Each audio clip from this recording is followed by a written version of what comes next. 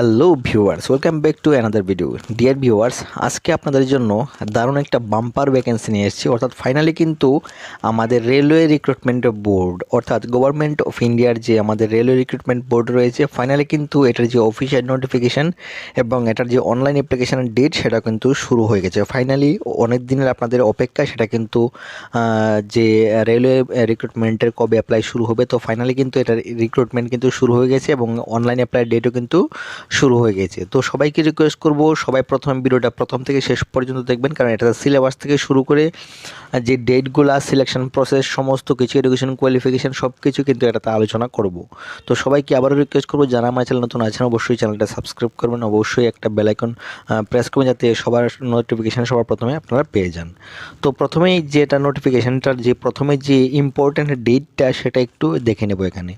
তো দেখুন এখানে যে ইম্পর্ট্যান্ট ডেটটা দেওয়া আছে, ওপেনিং ডেট অফ অ্যাপ্লিকেশান অর্থাৎ আপনাদের অনলাইন অ্যাপ্লাইয়ের ডেটটা সেটা কিন্তু শুরু হয়েছে 9/3/2024, অর্থাৎ আজকে থেকে কিন্তু এটার ফর্ম ফিল আপটা কিন্তু আপনাদের শুরু হয়েছে। আর এটা যে লাস্ট ডেট থাকবে, তো আপনার ডেটটা একটু দেখে নিন এখানে 8/4/2024, অর্থাৎ আপনারা কিন্তু আগামী মাসের 8 তারিখ পর্যন্ত কিন্তু এটাতে অ্যাপ্লাই করতে পারবেন, অর্থাৎ 8/4/2024 পর্যন্ত কিন্তু আপনারা এটাতে আবেদন করতে পারবেন। তো এর মধ্যে আপনারা চেষ্টা করবেন, যারা যারা অ্যাপ্লাই করবেন প্রথম দিকে আবেদন করার চেষ্টা করবেন, কারণ যারা যারাই অ্যাপ্লাই করেন অনেক সময় দেখা যায় কি লাস্টের দিকে যোগাযোগ করেন, তো তখন কিন্তু ফর্ম ফিল আপটা করা যায় না। তো সবাইকে রিকোয়েস্ট করব, যারাই ফর্ম ফিল আপ করবেন অবশ্যই আমার সঙ্গে প্রথমের দিকেই আপনারা চেষ্টা করবেন ফর্ম ফিল আপটা করার জন্য। তারপর দেখে নেব এখানে কি কি পোস্ট রয়েছে, তো পোস্টগুলি একটু দেখে নিন। আর টোটাল নাম্বার অফ ভ্যাকেন্সি সেটা একটু দেখে দিচ্ছি। এখানে যে টোটাল নাম্বার অফ ভ্যাকেন্সি রয়েছে সেটা একটু দেখে নিন এখানে 9,144। তো এখানে কিন্তু বাম্পার একটি ভ্যাকেন্সি, কারণ এখানে টোটাল অনেকগুলি পোস্ট রয়েছে, 9,144 কিন্তু এখানে পোস্ট রয়েছে। তো এখানে দুইটা ক্যাটাগরি মিলিয়ে মোটামুটি 9,144টা ভ্যাকেন্সি কিন্তু এখানে রয়েছে। প্রথমটা হলো টেকনিক্যাল গ্রেড 1 সিগন্যাল, অর্থাৎ আপনার কিন্তু সিগন্যালের মধ্যে রিক্রুটমেন্ট হবে। দ্বিতীয়টা হলো টেকনিশিয়ান, যেটা গ্রেড 3, ঠিক আছে। সো দুটোটা কিন্তু যে স্যালারি সেটা কিন্তু প্রথমটা হলো যেটা টেকনিক্যাল গ্রেড 1 যেটা, সেটাতে আপনাদের কিন্তু স্যালারিটা থাকবে, আপনারা দেখে নিন এখানে ইনিশিয়াল পে আপনাদের 29,200 থেকে শুরু। আর বাকি যেটা টেকনিক্যাল গ্রেড 3 যেটা আছে লেভেল 2, সেটা এখানে কিন্তু 19,900 টাকা কিন্তু আপনাদের কিন্তু স্যালারি থেকে আপনার অবশ্যই শুরু হবে। তো অবশ্যই সেটা আপনারা লক্ষ্য করবেন, এটা যে যারাই ফর্ম ফিল আপ করবেন অবশ্যই ডিসক্রিপশনে যে নাম্বারটা দেওয়া আছে সেখানে আপনারা যোগাযোগ করবেন। তারপরে আপনাদেরকে আর একটা বলে রাখি, যারাই যেটা ফর্মটা ফিল আপ করবেন অবশ্যই আমাকে আরআরবি লিখে SMS করবেন, আর আরআরবি টেকনিশিয়ান লিখে SMS করবেন, সবাইকে আমি কিন্তু কন্ট্যাক্ট করে নেব। তারপর দেখে নেব এখানে যেই এজ লিমিটটা, তো এজ লিমিটটা একটা খুবই ইম্পর্টেন্ট জিনিস। তো অবশ্যই আপনারা লক্ষ্য রাখবেন আপনাদের যে এজ লিমিটটা, অর্থাৎ আপনাদের বয়সটা হতে হবে 1/7/2024, ঠিক আছে। 1/7/2024 এর মধ্যে আপনাদের কিন্তু 18 থেকে 36 বছর কিন্তু এখানে আপনাদের হতে হবে। ফর টেকনিক্যাল গ্রেড 1 সিগন্যালের ক্ষেত্রে আপনাদের কিন্তু 18 থেকে 36 হতে হবে। আর বাকি যারা টেকনিক্যাল গ্রেড 3 পোস্টের জন্য অ্যাপ্লাই করবেন তাদের কিন্তু 18 থেকে 33 বছরের মধ্যে হতে হবে। তো অবশ্যই সেটা আপনারা লক্ষ্য রাখবেন যে আপনাদের এজ লিমিটটা আপনাদেরকে বলে দিয়েছি যে আপনাদের এজ লিমিটটা কিন্তু হতে হবে 1/7/2024 অনুযায়ী 18 থেকে 36 বছর, তাহলে কিন্তু আপনি এটাতে আবেদন করতে পারবেন ফর টেকনিক্যাল গ্রেড 1 সিগন্যালের ক্ষেত্রে। আর বাকি 18 থেকে 33 হলো যারা টেকনিক্যাল গ্রেড 3 পোস্টের জন্য অ্যাপ্লাই করবেন।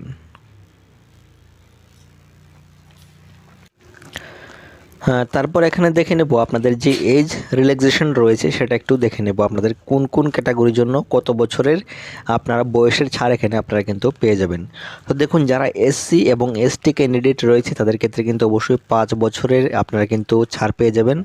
আর বাকি যারা OBC ক্যান্ডিডেট আছে তাদের ক্ষেত্রে কিন্তু 3 বছরের আপনারা বয়সের ছাড় পেয়ে যাবেন। আর বাকি যারা এক্স সার্ভিসম্যান রয়েছে তাদের ক্ষেত্রে কিন্তু এখানে 3 ইয়ার্স পর এক্স সার্ভিসম্যান UR, আর বাকি যারা এক্স সার্ভিসম্যান OBC আছে তাদের ক্ষেত্রে 6 ইয়ার, আর বাকি এক্স সার্ভিসম্যান SC বা STর ক্ষেত্রে 8 ইয়ার্সের কিন্তু আপনারা কিন্তু এজ রিল্যাক্সেশন কিন্তু আপনারা এখানে পেয়ে যাবেন। আর বাকি যারা PWD আছে অর্থাৎ পারসন উইথ বেঞ্চমার্ক বা ডিসেবিলিটিস তাদের ক্ষেত্রে কিন্তু এখানে 10 ইয়ার্সের বয়সের কিন্তু আপনারা এখানে ছাড় পেয়ে যাবেন। আর বাকি URদের ক্ষেত্রে, আর বাকি OBCদের ক্ষেত্রে 13 বছরের, আর বাকি SC ST ক্ষেত্রে 15 বছরের কিন্তু আপনারা বয়সের এখানে ছাড়টা পেয়ে যাবেন। তো অবশ্যই এটা আপনারা দেখে নেবেন, আপনাদের বয়সের কিন্তু এখানে প্রচুর রিল্যাক্সেশন কিন্তু রয়েছে প্রত্যেকটা ক্ষেত্রেই। SC STর ক্ষেত্রে 5 ইয়ার্সের, আর বাকি OBCদের ক্ষেত্রে 3 ইয়ার্সের কিন্তু আপনারা এখানে ছাড়টা পেয়ে যাবেন। তো অবশ্যই এটা তারপর দেখে নেব এখানে যে এক্সামিনেশন ফিসটা। তো এক্সামিনেশন ফিসটা আপনাদেরকে বলে রাখি, আপনারা যেটা দেখে নিচ্ছেন যে এখানে যে ফিসটা দেওয়া আছে সেটা হলো for all candidates. For all candidates আপনাদের কিন্তু ফিসটা হবে 500 টাকা।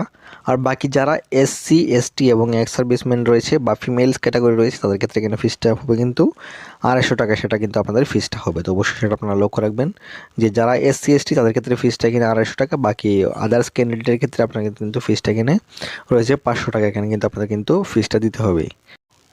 তো আপনাদের যে ফিসটা সেটা কিন্তু আপনারা যখন আপনারা সিবিটি এক্সামে পার্টিসিপেট করবেন তখন কিন্তু আপনাদের কিন্তু সিবিটি এক্সামে যখন আপনারা পার্টিসিপেট করবেন আপনাদের ফিসটা কিন্তু আপনাদের কিন্তু ফুলি রিফান্ড হয়ে যাবে। তো অবশ্যই সেটা আপনারা একটা বোনাস পয়েন্ট যে আপনাদের ফিসটা কিন্তু আপনাদের দিয়ে দেওয়া হবে যখন আপনারা পরীক্ষায় পার্টিসিপেট করবেন।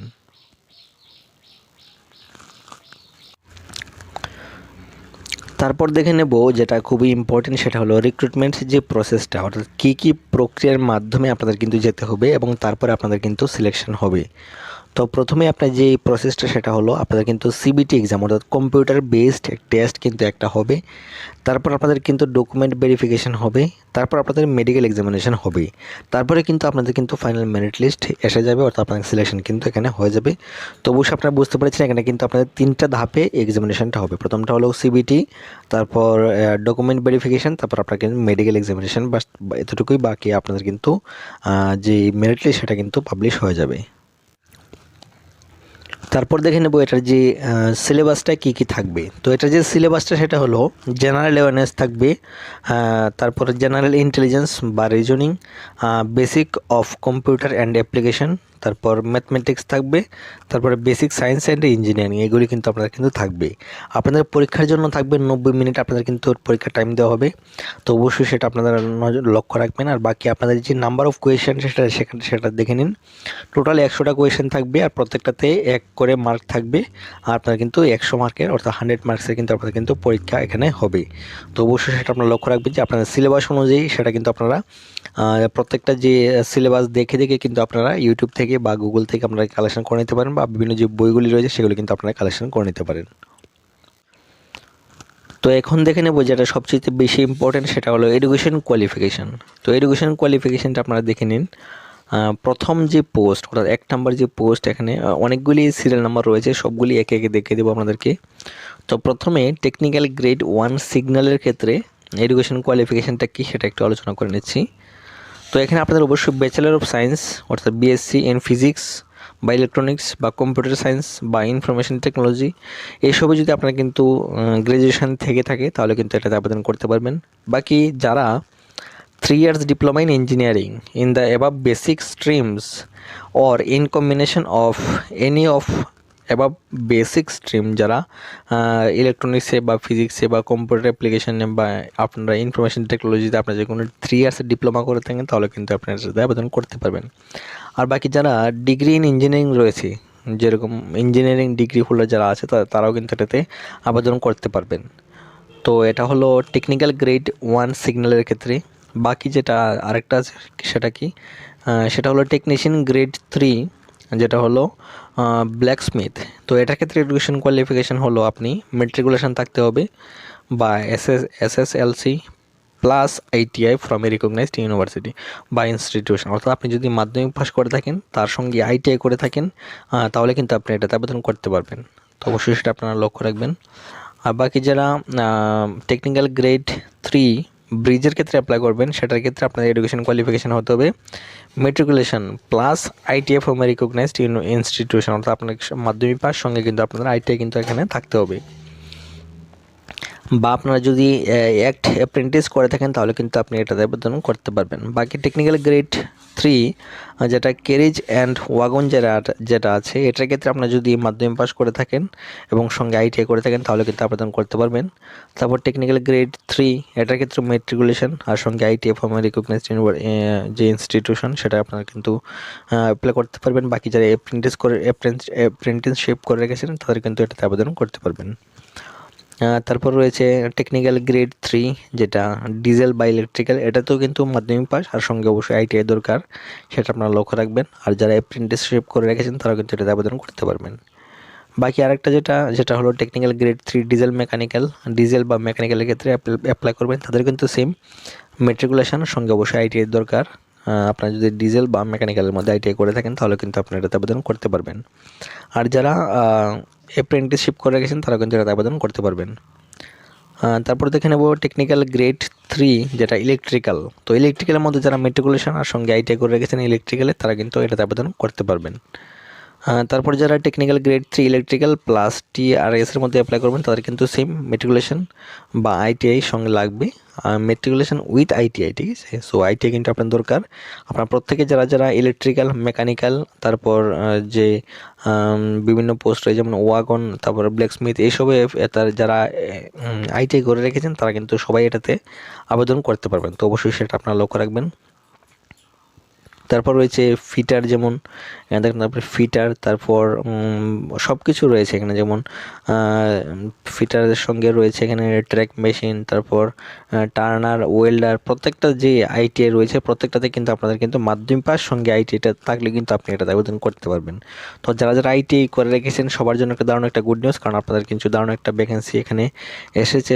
সো সেটা আপনারা আশা করছি গ্রহণ করবেন। আর বাকি এটা যে পিডিএফটা সেটা আমি ডেসক্রিপশনে দিয়ে দেবো, সেখান থেকে আপনারা ডাউনলোড করে দেখে নিতে পারবেন। আশা করছি আপনারা বুঝতে পেরেছেন। দেখা হচ্ছে পরবর্তীতে, এখানে পর্যন্তই। Thanks for watching.